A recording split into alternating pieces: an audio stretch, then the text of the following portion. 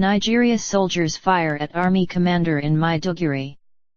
Soldiers in Nigeria have opened fire on their commander in the northeastern city of Maiduguri, witnesses say. Majgen Ahmed Mohammed escaped unhurt after soldiers shot at his car at the Maiduguri barracks, the sources said. The soldiers blamed him for the killing of their colleagues in an ambush by suspected Boko Haram militants.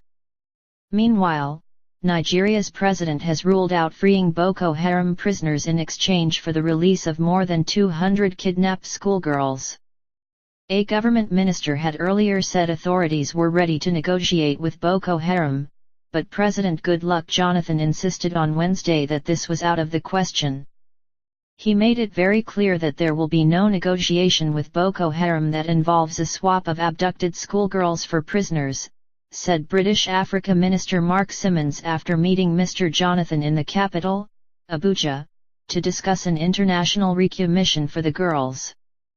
Their kidnapping in Borno State on April 14 has caused international outrage, and foreign teams of experts are in the country to assist the security forces in tracking them down.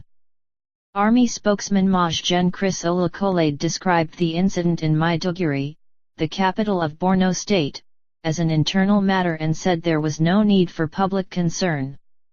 But the shooting shows that morale within the army is low as it battles Boko Haram, says BBC Nigeria analyst Naziru Mikailu.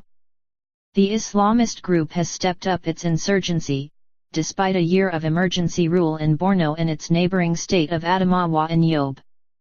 President Jonathan has asked Parliament to extend the emergency for another 6 months.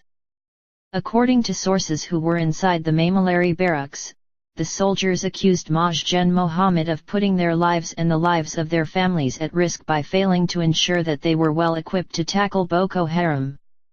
They also alleged that the military top brass had failed to give them a promised special allowance for fighting on the front line, they told the BBC Hausa service. Colleagues of the protesting soldiers were killed in an ambush while driving back on Tuesday from Chibok town, from where Boko Haram abducted the schoolgirls a month ago. UK Prime Minister David Cameron has offered to send a spy plane to Nigeria to help in the hunt. Meanwhile, residents of 3 villages in Borno repelled an attack by suspected Boko Haram fighters on Tuesday, an eyewitness told the BBC. About 200 militants were killed during the fighting in the Kalabalj district of Borno State, he said.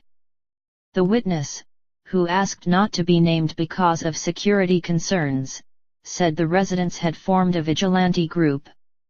Boko Haram, whose name means Western education is forbidden in the local Hausa language, is notorious for raiding towns and villages, burning homes, looting banks and police stations, and killing people.